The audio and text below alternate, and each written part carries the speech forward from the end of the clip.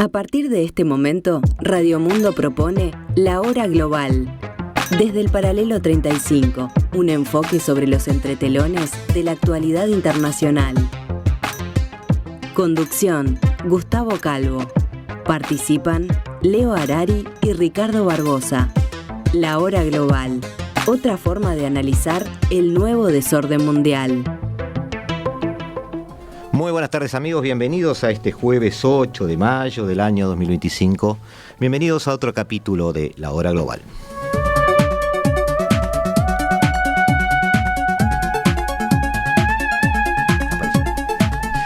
Buenas tardes. En esta tarde gris, como decía el tango, esta tarde de mayo, donde me quedo contento. Además, esto es Radio Verdad. Tenía el celular un poco perdido, pero apareció. Volvemos a lo que habíamos hablado, o parte de lo que habíamos hablado el jueves pasado. Habíamos dado un paneo de un tema africano, en particular Sudáfrica, sobre lo que después tenemos que hacer algunas aclaraciones y capaz que hacemos un programa extra.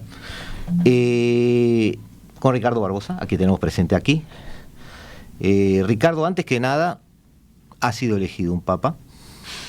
Debemos dar la noticia. No tengo todavía el nombre, no lo sabemos aún. Se supone que cuando sea anunciado en el balcón así que da la Plaza San Pedro, nos enteraremos de quién es. Que desde el punto de vista geopolítico hoy aporta más que nada una mirada a los caminos de mediación que pueda haber entre potencias o entre países intermedios o entre países del sur global. No sé cómo ves tú la posición de un papa hoy en el 2025. Yo creo que sigue teniendo una cierta impronta, una cierta relación de consulta con los demás. Sería bueno hacer un comentario de eso muy al pasar nuestro. Me parece que va por allí. Obviamente no es el líder de una potencia, no está marcando el ritmo como lo estaría haciendo un Trump, un Xi Jinping, pero sigue siendo en muchos aspectos una mano tendida para intentar caminos de mediación, de negociación, de amistad o de solucionar problemas, más que nada de tipo muchas veces social, pero muchas veces que tienen que ver con la política. Buenas tardes para todos, buenas tardes para Oscar, Sara. Día nublado y, como decía Gustavo al principio, Radio Verdad. Gustavo casi pierde el celular, o sea, ahora está respirando tranquilo porque lo encontró. Y esto obviamente no lo planificamos porque acaba de ocurrir la noticia y muchos, con algunos amigos ahí, plantean esto que está diciendo Gustavo: ¿qué influencia tiene un papa? Si nos vamos con Huntington, choque de civilizaciones, las civilizaciones están vinculados mucho al tema religioso. Si vemos el mundo, la única religión que tiene un líder identificado, ubicado en un lugar físico, que mantiene vínculos con líderes de un montón de países del mundo, de la misma religión o opuesta, es el representante, como dicen, de Dios sobre la tierra. También no hay que olvidarse que durante todo lo que fue el periodo de Guerra Fría, Europa Oriental, esa Europa que estaba dominada por la Unión Soviética, mantuvo la cohesión de muchos de sus poblaciones a través de la religión católica. También el periodo papal último, a veces en geopolítica se ha criticado un poco porque lamentablemente, si vamos a mirar números, en proporción, los que han sido más eliminados, muertos, torturados y desaparecidos son los católicos en Medio Oriente. Los viejos católicos, los coptos y un montón de grupos más que practican la religión cristiana desde antes de la llegada de Jesús a la tierra, y ahí había un poco de crítica, pero como estábamos hablando justo con Oscar, estábamos hablando de eso, yo le decía, si uno mira las otras religiones preponderantes del mundo musulmán, si quieren, India tiene muchas religiones, pero el mundo musulmán, que está abroquelado atrás de Mahoma con todas sus disputas, pero no tienen un líder. Y la religión cristiana sí tiene un líder, y sin duda tiene influencia, porque tiene influencia sobre las personas en un aspecto no racional, que es la fe. Creen o no creen, y cuando las situaciones están complicadas, normalmente, como dicen, uno se acerca mucho a Dios o a algún tipo de religión. Entonces, que haya un nuevo papa, el anterior papa jesuita, los jesuitas tienen una visión muy particular, anticapitalista del mundo, porque entienden que el capitalismo fomenta el individualismo, y ellos están en la antítesis de eso. Algunos dicen que tienen una visión marxista, pero podrán hablar otros que dominan más el tema histórico, pero la Compañía de Jesús, por algo se llama compañía, porque son las personas que van a ir al terreno a tratar de buscar lo que buscaron durante siglos, que es lograr más adherentes, más almas, como sucedía en la conquista española en América, que iba un cura adelante, hablaba con los indios, como no lo entendían, después le decía el capitán: son unos infieles porque no entienden, no claro, son almas cristianas. Ahí está, por eso vamos a dejarlo para un análisis más profundo. Pero el Papa representa toda esa historia. De acuerdo. Y es el líder es un tema interesante, que además amerita un programa esto, porque de hecho, no voy a decir en forma diferente que otras religiones, porque otras religiones también obviamente se acercan al poder muchas veces, pero la forma en que vamos a llamarle el cristianismo, ahí está, vamos a utilizar una palabra lo suficientemente genérica para la época, la forma en que el cristianismo se acercó al poder en un momento en que el poder fue uno de los imperios mejor organizados de la historia de la humanidad, que era el Imperio Romano. De alguna forma abrevó un poco de eso también. Las estructuras, las jerarquías, la organización interna de la iglesia, de las iglesias cristianas, vamos a mantener la generalidad, logró una gran disciplina, un gran trabajo organizacional, un conocimiento y una cercanía del poder, y se han manejado casi como un Estado desde hace muchos siglos en realidad. Entonces, no quiero entrar tampoco en nada particular ni decir demasiado, pero es cierto que eso ha creado una iglesia en contraposición, como tú decías, estoy apoyando lo que tú dijiste. Una iglesia quizás más vertical en algunos casos, una pirámide más achatada en cuanto a la estructura jerárquica, menos dispersa que otras religiones, y quizás le ha dado mucha coherencia en el sentido de la acción, mucha coordinación en el sentido de la acción, y se ha transformado en un actor geopolítico relevante, y lo sigue siendo. Dos detallecitos. No es menor que la capital de un imperio religioso está en Occidente. Fortalece, si uno mira, si lee a Huntington el libro, fortalece la posición de Occidente, porque no solo es cuna de conocimiento, sino es cuna de religión. Y lo que vos decías, siempre se dice que las dos instituciones más antiguas del mundo son la Iglesia y el mundo militar, porque los dos comparten el uniforme, comparten la verticalidad de mando y comparten el secreto profesional. Uno como secreto profesional y el otro es el confesional. Entonces, eso que vos estabas hablando, de repente hoy lo asumimos como algo normal, pero estamos hablando de que casi del 300, cuando se recupera la tradición y se nombra al primer papa después de Pablo, es una organización que superaba todas las organizaciones existentes en el mundo, y por algo sigue hasta el día de hoy. Preparamos un informe de ese estilo. Sí. Seguimos con África, y Ricardo. Sí, pero primero quiero agradecer cumplí con nuestros amigos de la Azotea de Edo, que te entregué el libro que era tuyo. Estuvimos el viernes 2 de mayo, estaba lleno, y parece que invocamos a alguien, porque hubo donación de sillas para poder, cuando te toque ir, poder tener más gente. No. Este viernes, para los que se quieran aproximar, ahí en Maldonado, la profesora licenciada Claudia González va a hablar de un tema muy interesante: filosofía, Heráclito y Parménides. miradas opuestas sobre la realidad. Una buena discusión. Y nosotros, otros avisitos cortitos, sé que les va a interesar. Hay una en la plataforma, en Netflix, está La Guerra de Vietnam, tercera temporada de Punto de Inflexión, muy recomendable. Yo disfruté mucho escuchar las grabaciones de la Casa Blanca, las discusiones, porque escuchar a los actores cómo toman decisiones es un privilegio, es una cosa muy, muy, muy difícil de poder aceptar.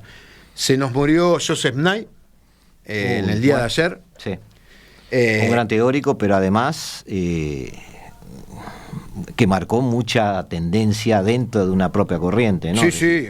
A uno lo llaman como el neoliberalismo, otros hablan de constructivismo. Él tiene un libro con ahora me olvidé, Knight y me voy a acordar el nombre. El libro se llama El poder y la interdependencia, o la interdependencia compleja, escrito en el 77. La gran catapulta que tiene estos conocimientos teóricos se dan con Bill Clinton después de la caída de la Unión Soviética, porque queda todo un mundo que estaba en una economía centralizada que tenía que pasar a otra economía. Sí. Y si pasaba a la economía capitalista, era ayudado por esa democracia. Entonces, ¿quién era el mejor posicionado? ¿Quién era el mejor posicionado? Hacemos un... Estamos escuchando... Habemus papam. Habemos, papá. Habemos.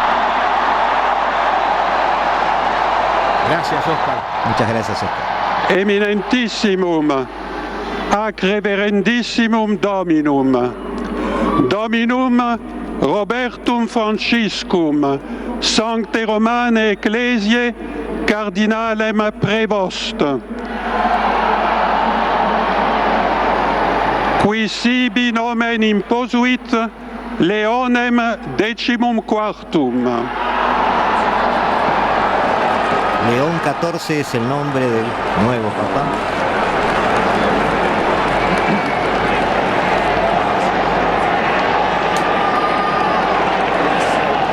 We are just hearing that the new Pope is Cardinal Robert Francis Prevost. He is the first Pope to hail from America. He is the first American Pope. El cardenal que viene de América, en este There is caso, en este caso de Estados Unidos. La ciudad de Boston. Amongst ciudad de the Boston. audience now, amongst the faithful, and you can see the cardinals there gathering on the balcony.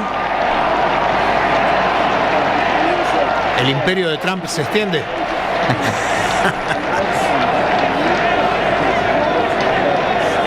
Un gran desafío, no solo por el Robert Prevost, perfil del cardenal, sino por su origen. born in Chicago.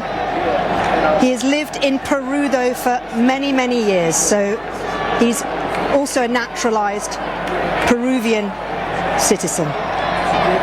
But this is an historic moment for the Roman Catholic Church. Fumata blanca en el He's a Vaticano. 69-year-old cardinal. He was appointed by Pope Francis in September 2023 from the Augustinian Order. 69 años, nacido Many en consider Chicago, him a moderate, predicó en a Perú, balanced figure. de He's la known for his solid del área de judgment. Boston. He's known for his capacity to listen. He's seen as having many of the qualities a pope needs. It's important to underline, though, that Robert Prevost, Cardinal Prevost, has spent much of his life outside the United States. He joined the Augustinian Order at the age of 27. He was then sent to study in Rome at that young age, at 27. Following that, he spent many years as a missionary in Peru. Bueno, están dando allí toda la recorrida, podríamos decir, o la peripecia vital de quien será León XIV, ¿no? Fue lo que dijo.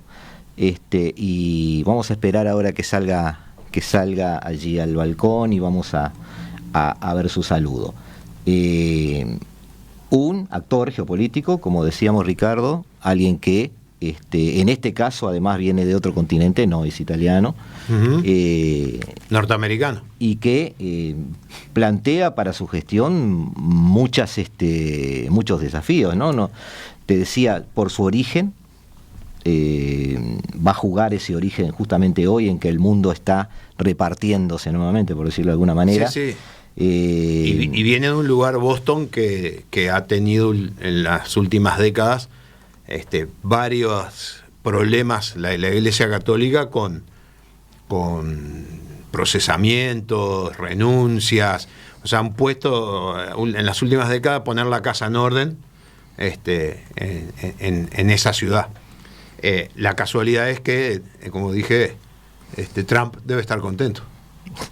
Vamos, amigos, a un pequeño corte para ordenarnos un poquito con el programa y ya me echamos alguna cosita sobre esta nueva noticia y seguimos adelante aquí en La Hora Global en el 1170M de vuestro dial.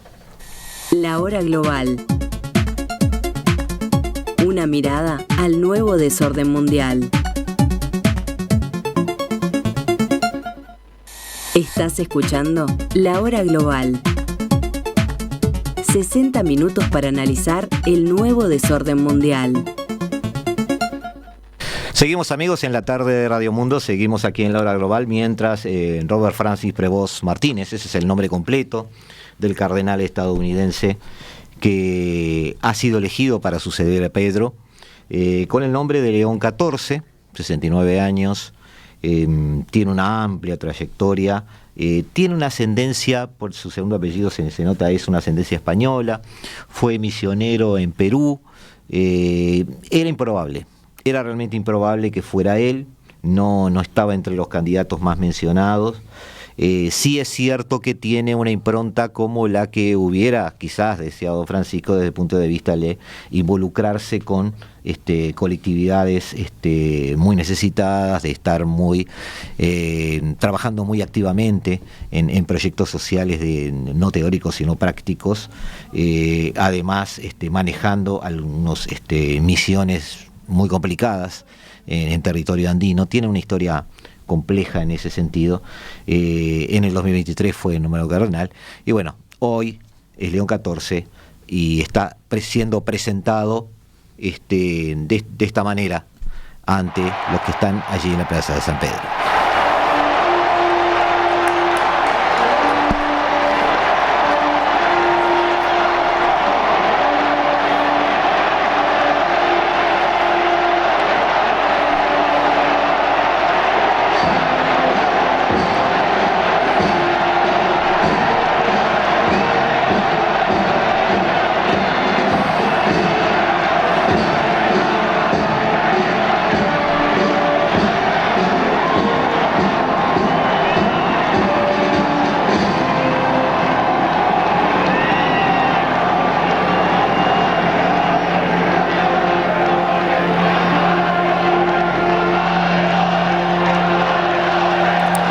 Allí lo vemos.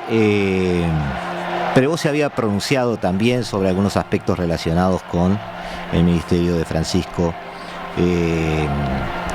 ¿Tiene alguna intención o algún sesgo, como tenía Francisco, sobre temas relacionados con el cambio climático? Es muy partidario de la Iglesia sinodal, que es una discusión interna hoy en la Iglesia, es un debate que se está dando desde el punto de vista dogmático, doctrinal y además práctico en cuanto a cómo debería ejercerse la gobernanza dentro de la misma.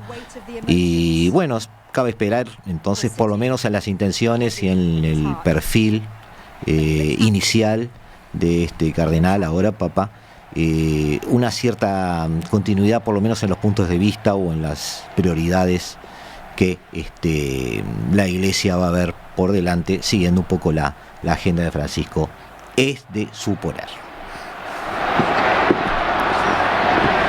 Volvemos aquí a lo nuestro, mientras el mundo se encarga de enterarse de quién es Prevost y a dónde podría ir. Y volvemos a África, ahora sí. Y un detalle para despedir a Knight. Él es el padre del concepto del poder blando y poder duro. Un concepto que se ha utilizado en geopolítica y en relaciones internacionales. Y también es el padre de haber incorporado al realismo la economía, sociología y otros puntos de vista para poder explicar la realidad. Pero vamos a algo más palpable. Vamos a hablar un poco de lo que es el nuevo Wagner, conocido ahora como el Afrika Korps. Ustedes recuerdan que antes de la guerra de Ucrania, acá tuvimos una charla de lo que eran mercenarios, que después se le conocen como contratistas.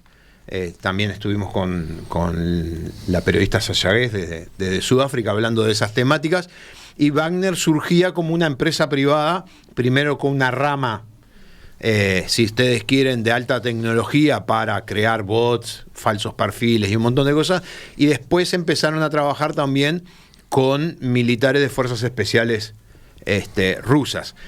Llegaron a tal grado que antes de la guerra de Ucrania tenían influencia República Centro Sudafricana en el 2017, Sudán también en el 2017, Libia en el 2018, Mali en el 2018, y lo que se veía era ese Wagner que estaba vendiendo seguridad y protección y solucionar problemas que no podía solucionar el Estado, y para los que les gusta el derecho internacional, gente que no era alcanzado por el derecho internacional. ¿Por qué? Porque era contratado por el Estado.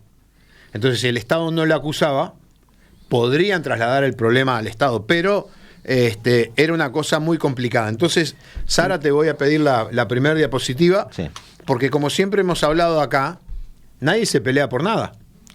De acuerdo, querías agregar algo más, Ricardo, muy, muy cortito. Ya iniciada la guerra de de Ucrania, hay varios niveles de involucramiento de Wagner en distintos países. Había ya 14 países de África que tenían algún tipo de contacto con Wagner. En algunos casos, como tú bien dijiste, obviamente prestando servicios de seguridad, le llaman ellos, pero también había países donde simplemente había bases de entrenamiento y nada más. Sí. Pero había presencia de Wagner. Es decir, que había un clima, no voy a decir amigable, pero naturalizado de esos gobiernos de tener fuerzas especiales o mercenarias rusas ya bajo la organización de Prigozhin en su territorio. Militarmente, para que nos ubiquemos en el clima, de los gobernantes de África. Claro, Segunda Guerra Mundial se le llamó así porque participaron países de todos los continentes, pero el escenario era todo el mundo. La guerra de Ucrania no está encerrado en el territorio de Ucrania, está encerrado también en Medio Oriente y está encerrado en África.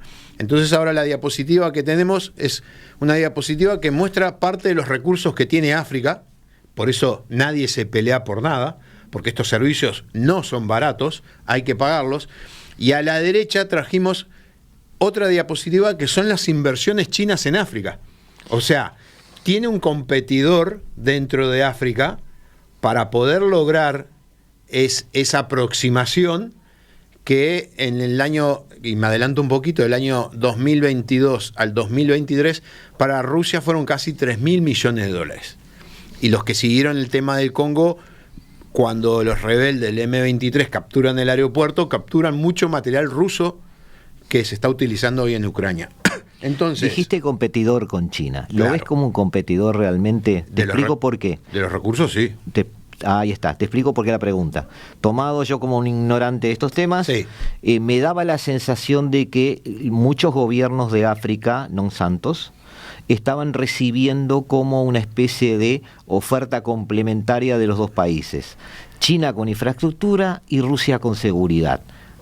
Obviamente nada es gratis, como tú decís, pero no los veía tanto como competidores, sí, pero tú lo ves así. Sí, pero ¿sabes lo que pasa? Es que los dos ofrecen cosas diferentes. Claro, yo los veía como complementarios. Wagner te ofrece estar en el poder, sí, y eliminar a tus enemigos. China te ofrece acuerdos comerciales, estructurales o algo, y los grupos, los contratistas chinos que hay, solo trabajan para China custodiando las propiedades chinas. A China no le importa si estás gobernando vos o está gobernando el otro. No se mete en ese problema. Entonces vos como gobernante en África, China no te asegura de que vos te mantengas en el poder. Rusia sí te asegura que te mantengas en el poder. Y como toman la decisión ellos, creo que la mayoría, por lo que vamos a ver ahora, cada vez están más con este nuevo Africa Corps porque les asegura estar en el poder. Y después los desarrollos, infraestructura y beneficio para la población, vendrá después, no importa. Pero si vos estás en el poder... Pero viene de China. Claro, pero vos podés estar en el poder con seguridad que te proteja de Africa Corps rusa, y la infraestructura puede ser China. Y a los dos les pagás un poco. Pero vuelvo al principio, a mí al gobernante lo que le importa es mantenerse en el poder. ¿Quién te lo da? Rusia. Y el precio es esa primera imagen donde vemos allí, ¿no? Petróleo y gas, bueno, cereales, té, café, uranio, pero sobre todo en el norte. Algodón. Tenemos la posición de Argelia ahí, que es muy importante en cuanto al actual abastecimiento a Europa. Te doy un detalle, el algodón se usa, de ahí se sale la nitrocelulosa para la que se usa para las municiones de artillería. Correcto. Allí en el Sahel, bueno, que es donde se han dado algunas series encadenadas de golpes de Estado el año pasado, bueno, ya tenemos ahí uranio, oro, petróleo.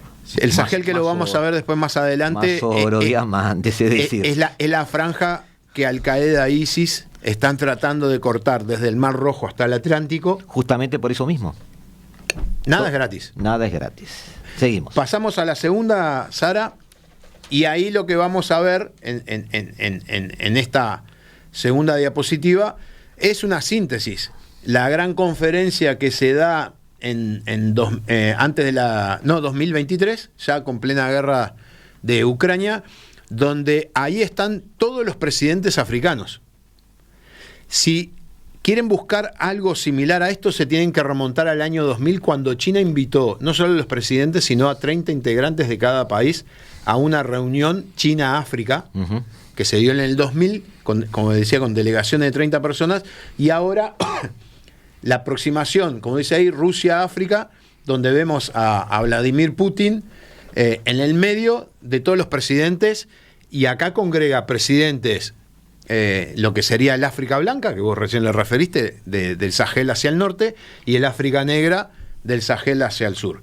Seguimos para adelante, y a ver, cuando viene la guerra de Ucrania, el problema que tiene Wagner es que lo llaman como a filas para resistirlo, tapar el agujero del problema que tenía el ejército ruso, y todos nos acordamos lo que fue aquella revuelta de Prigozhin, sí, porque él pierde 20.000 muertos en 2 meses y medio de batallas, y casi 40.000 o 50.000 heridos, entre presos de cárceles, gente reclutada y funcionario de Wagner, y después viene esa famosa marcha hacia el centro de Moscú, que es parada, y después lamentablemente tuvo el accidente que fue lo que impidió que siguiera a cargo.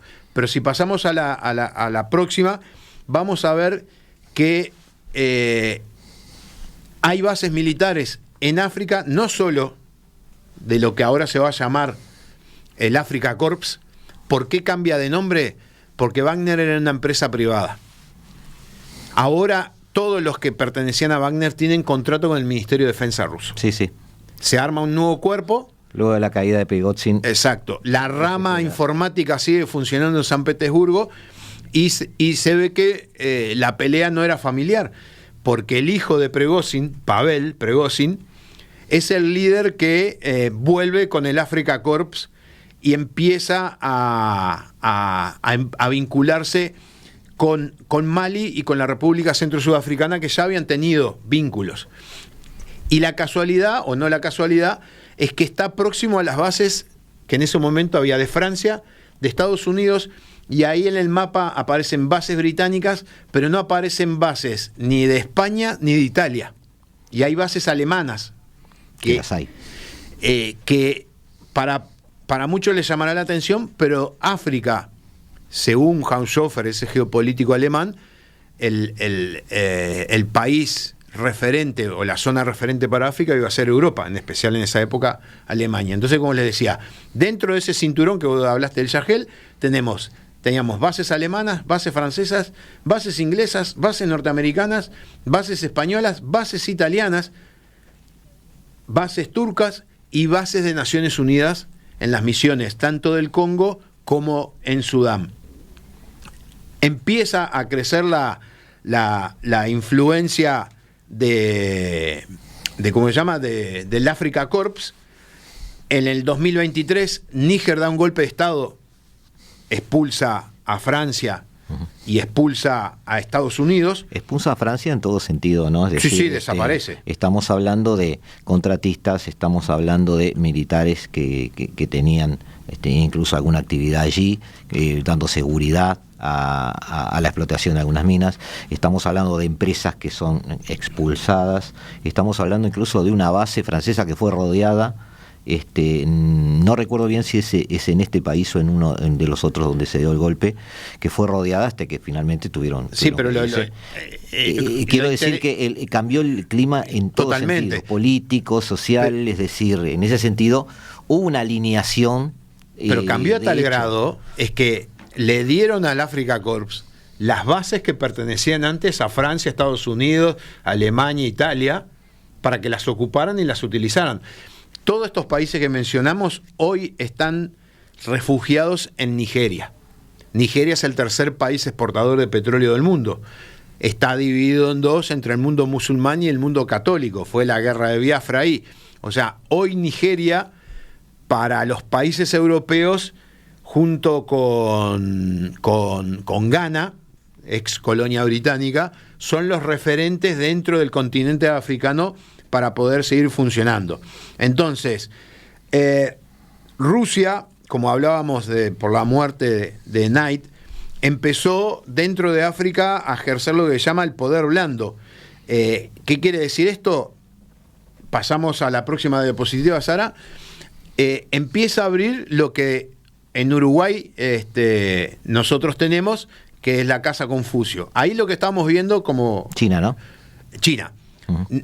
Acá lo que estamos viendo ahora es el Sahel, esa frontera entre el África Blanca y el África Negra, y ahí lo que se puede ver es todos los despliegues militares, pero también todos los despliegues que hay del Africa Corps, y como todos esos países que eran apoyados por Occidente, hoy son apoyados por Rusia, y todos los problemas que tienen, y el cinturón que forma Libia, Níger, Mali, Burkina Faso, Chad, la misma Nigeria. A ver, ¿a qué estamos hablando de esto? Que hasta ese momento, principio del 2024, había una imagen de un cuerpo expedicionario invencible de fuerzas especiales rusas que podían desde darte la custodia hasta, como pasó en República Centro Sudafricana, que después de 6 años recuperan parte del territorio porque hay una gran presencia de Al-Qaeda y Estado Islámico, claro, más algunos grupos rebeldes, en especial en Níger, de los tuaregs. Que esos grupos, el año pasado, y nosotros acá lo mencionamos rápidamente, le infligen la peor derrota al Africa Corps y al ejército de Níger, matando casi 200 soldados del ejército de Níger, 100 integrantes del Africa Corps, derriban 2 helicópteros, capturan más de 15 vehículos a lo largo de 3 días de una caravana y de emboscadas en el desierto. Entonces, el apoyo de Rusia en África está demostrando de que no es invencible. En Libia pasa lo mismo, apoyan a uno de los bandos, el otro bando increíblemente está apoyado por Turquía, no han podido conquistar totalmente el país. En Sudán también están apoyando a los grupos de rápido despliegue que están en retirada. Entonces, ¿qué quiero decir con esto? Que esa imagen de invencibilidad se está perdiendo. Y apoyado todo esto, como les decía, en la parte de poder blando, el estudio estratégico, la Casa de Estudios Estratégicos de África, plantea de que casi un 40% de la desinformación en África es todo producido por la rama electrónica del Africa Corps. Sí, que ya como hay que decirlo, que ya como grupo mercenario en su momento, con otro nombre, había sido también, Prigozhin en particular, había sido muy valorado por el Kremlin por el desarrollo de mucho trabajo de hackers, ¿no? Es decir, Sí. De núcleos de hackers bastante grandes y bien organizados, que son de aquellos que se presumen involucrados en muchas de las elecciones occidentales. Es decir, ya hay una historia de un trabajo con perfil profesional, queda mal decirlo así, pero de hecho pasó así, y que tiene esa historia ya como Grupo Wagner, ¿no? Sí. Ya desde sus inicios, e incluso cuando se formó el grupo, estaba también tomando algunos grupos de hackers ya organizados que utilizaba el Kremlin para darles una cobertura un poco más organizada o institucional. Y volvemos al principio, y si querés después ya vamos para el corte. Nada es gratis. La balanza comercial de Rusia con África son de casi 30.000 millones de dólares.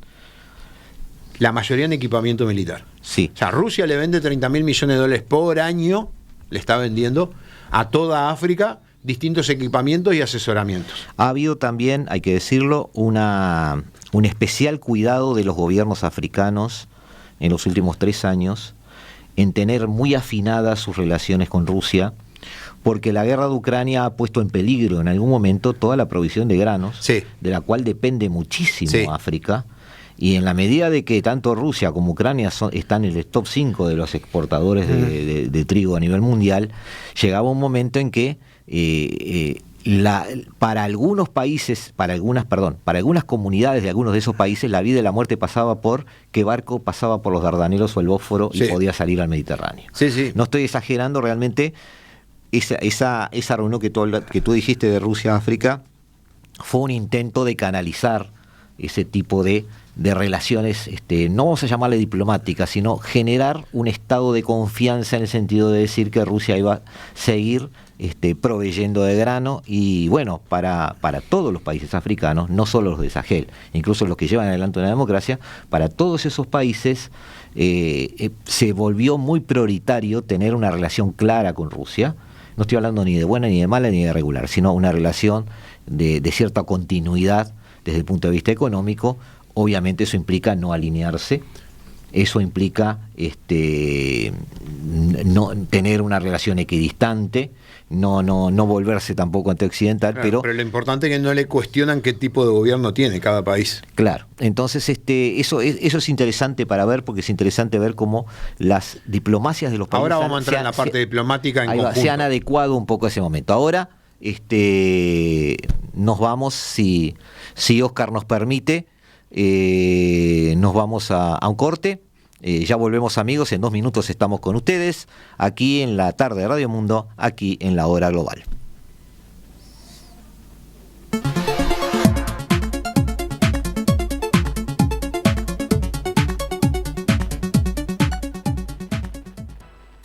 Estás escuchando La Hora Global. 60 minutos para analizar el nuevo desorden mundial. Buenas tardes, amigos. Seguimos aquí en la Hora Global tratando de entender este nuevo desorden mundial, corrigiendo algunas cosas que nos habían ido llegando. Yo les hablaba hoy sobre el nuevo Papa y rápidamente trataba de ver algunas noticias internacionales y bueno, hay que ir corrigiendo algunos datos porque realmente hay gente que redactó muy apurada. Leí por ahí León XVI, a mí me parecía que yo había escuchado otra cosa, es León XIV, pero sí es cierto, me pareció que escuché claramente que era Robert Francis Prevost, del cual yo había leído algo, sobre todo muy relacionado con Perú. Tiene nacionalidad peruana, además, pasó una década allí. También alguna información que nos decía que en el año 2023 había sido nombrado cardenal. No es así, él es prefecto del dicasterio para los obispos desde el 2023. Tiene 69 años, es oriundo de Chicago, eso lo sabemos. Tuvo una vinculación en su trabajo en Perú con el que fue Papa, con Francisco. Hicieron alguna recorrida juntos por algunos países andinos. Trabajaron además en algunos temas internos de la Iglesia en su momento. Incluso estoy viendo que hay algún medio de prensa peruano que dice un Papa peruano. Bueno, desde ese punto de vista la nacionalidad está bien, no hay cómo desmentirlo. Vamos a ver qué sucede. Seguimos pensando, incluso desde el punto de vista frío de la doctrina geopolítica, sin tomar partido, de que realmente, desde dos puntos de vista que son importantes para quienes saben de geopolítica, es una figura central en muchos de los escenarios. Desde el punto de vista del rol como actor geopolítico, pero además desde el punto de vista de aquellos que hablamos 2 o 3 veces de Huntington con Ricardo, desde el punto de vista de aquellos que vemos también el mundo como una dinámica entre civilizaciones. Y la cultura que muchos llaman greco-judeo-cristiana, otros lo llaman de otra manera, pero sigue esa trayectoria que todos más o menos entendemos de lo que estamos hablando, ha sido protagonista en la historia de la humanidad, y sigue siéndolo. Para muchos estamos volviendo justamente a una serie de división del mundo en civilizaciones como sucedía capaz que en el siglo V antes de Cristo, o por allí, cuando Grecia empezaba a dar sus primeras producciones filosóficas. Pero volvemos a lo nuestro, volvemos a África, donde estábamos ubicados. Estábamos hablando... Y vamos a hablar de otra pata que capaz que no se ve mucho, que es el mundo diplomático, porque si nosotros tenemos una organización como Naciones Unidas, donde cada país, su presencia vale un voto, acá tenemos 54 países. Sí. Y si esos 54 países tienen afinidad o ven bien a Rusia, y ahí le pedimos a Sara que ponga la quinta diapositiva, logra un 28% de los votos de la Asamblea General. Uh-huh. Nada, una cosa que no es nada despreciable para una imagen internacional. Y lo que estamos viendo ahora es una diapositiva, lo que se llaman las casas rusas. O sea, acá la diapositiva muestra la presencia militar, pero muestra otro tipo de arreglo de cooperación, que era lo que vos mencionabas. Sí. Las casas rusas, que es parecida a lo que serían las casas Confucio, que son casas que desarrollan la presencia rusa, su actividad cultural. O sea, es como una carta de presentación dentro del país de ese Estado que viene a colaborar con el país elegido.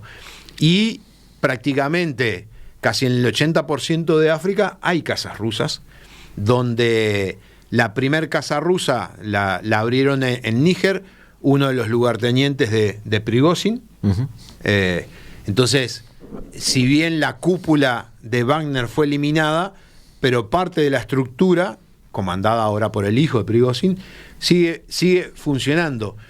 Y lo que hablaba Gustavo coincide, ahí hay un mapa que habla desde el 91 para adelante, los golpes de Estado que coinciden con esa línea del Sahel. O sea, tenemos Sierra Leona, Guinea-Bissau, Mali, Burkina Faso, Togo, Níger, Chad y Sudán.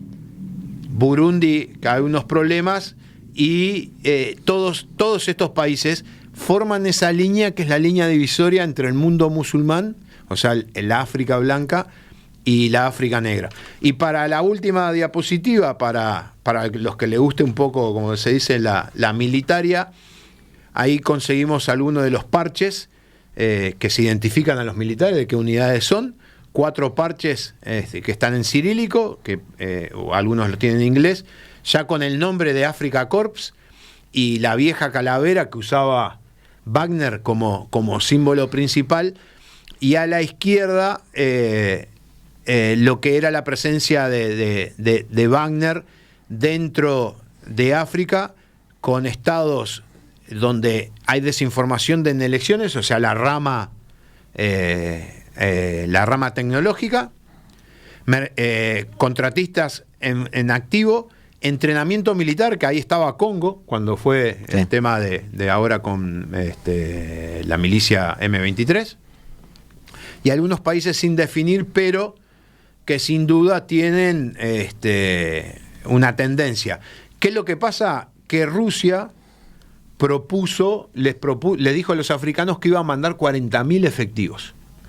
Ahora los efectivos que hay, así que se saben los números, hay 1.800 en Libia, 100 en Níger y 300 en Guinea Ecuatorial, uh-huh. Como contratistas. No quiere decir de que no haya otro tipo de asesores. Además ya vimos recién en una imagen que hay presencia en muchos países. Entonces, O sea, y Ricardo, quiero establecer algo. Esto es un proceso. Sí. Nosotros ya apenas iniciada la guerra de Ucrania, me acuerdo que en 2 o 3 programas, hicimos referencia a que el Wagner de Prigozhin, digamos, es decir, el Wagner mercenario contratado por los estados, que además estaba convenientemente separado de la legalidad del gobierno ruso, para no dar para no dar la imagen ni la aproximación al derecho internacional público de que eso era parte del gobierno, porque esa era la idea, pero aún así funcionaba como un brazo de su política exterior. Sí, volvemos al ejemplo culinario de la torta Rogel de varias capas. La guerra de Ucrania, si bien se define en el terreno, pero puede tener influencias en otras áreas, y esto Ucrania lo tiene claro, porque si bien no se ha podido... hay videos, hay información, pero no hay confirmación oficial. Tropas especiales ucranianas se dicen que apoyaron a los rebeldes en Siria, para que cayera el gobierno de Siria. Claro. También las muertes de los 100 integrantes del Africa Corps en Níger con los tuaregs, se habla que el asesoramiento fue de tropas especiales ucranianas. En Libia se vieron tropas especiales ucranianas trabajando con el bando turco y con el otro bando. Claro, entonces, la pelea es en los lugares que te puede beneficiar o afectar. Eso quería redondear, déjame redondear. Sí. Justamente, teníamos al Kremlin convenientemente ayudado por Wagner, bajo Prigozhin, y cuando Prigozhin marchaba hacia Moscú, tuvimos un programa donde yo me acuerdo que yo dije que una de las opciones que me parecía, pero no lo dije solo yo, eso lo escuché a otros analistas, que me parecía que podía ser coherente, es que hubiera un Wagner sin Prigozhin. ¿Ah? Pero después hubo otras hipótesis, digamos. Pero en definitiva pasó a la larga eso. Hubo un Wagner sin Prigozhin. De alguna forma el gobierno ruso institucionaliza esta fuerza. ¿Pero sabes por qué? Y la integra. Pero hoy, lo que te quiero decir es que hoy, ahora oficialmente, formalmente es parte de la política exterior rusa, porque así como los ucranianos son parte de la política exterior ucraniana, los que tú mencionaste. Es decir, las políticas exteriores hoy se juegan con esas cosas como si estuviéramos casi en una mentalidad de guerra mundial. Es que antes de la guerra de Ucrania, Rusia tenía la visión de actuar en todos los escenarios posibles con gente que no sea vinculada a Rusia, como pasó con los espías argentinos que los atrapan en Lituania. Sí. A partir de la guerra de Ucrania ya no quedó dudas de que Rusia había estado atrás de la ocupación de Crimea, ya no quedó duda de muchas cosas. Entonces, la vuelta de Wagner bajo el nombre de Africa Corps, ya como vos lo dijiste, viene bajo el brazo del Estado como política exterior activa. Porque no hay que ocultarlo, porque ya nadie les cree de que esos señores de verde que hablaban ruso, usaban armamento ruso, no eran rusos. Y ahí viene el otro gran cambio de paradigma que tenemos, y ya nos despedimos con esto, otro gran cambio de paradigmas que tenemos en nuestro nuevo ordenamiento global, este nuevo orden global. Es el cambio de mentalidad o de percepción de la realidad de la población, de la gente. Se acepta que haya, se acepta desde el punto de vista de que se entiende que es real, que haya políticas exteriores que se comporten de esta forma. Se acepta que el derecho internacional público puede ser violado y no es algo grabado en tierra. Se acepta que hay determinados países que no manejan la opción de ser gobernados por una organización supranacional, por ejemplo. Y bueno, eso es parte de este orden mundial que estamos viendo que se está empezando a configurar. Hay países... Ni bueno ni malo, no podemos ahora, a nosotros nos parece un poco malo, digamos, pero tenemos que decir lo que vemos. Claro. Y cerramos, sí, te escucho. No, cortito. Y hay países que piensan, como Rusia, que este era el siglo de la invasión de la OTAN a Rusia, como en el siglo XX fue de los alemanes, en el siglo XIX fue de Napoleón. Entonces esa lógica explica un montón de cosas. Y llegamos al final, amigos, los dejamos. Este es el final de este capítulo de La Hora Global, aquí en la tarde de Radio Mundo, en el 1170M de vuestro dial, tratando de extender este nuevo desorden mundial. Hasta siempre y que viva la radio.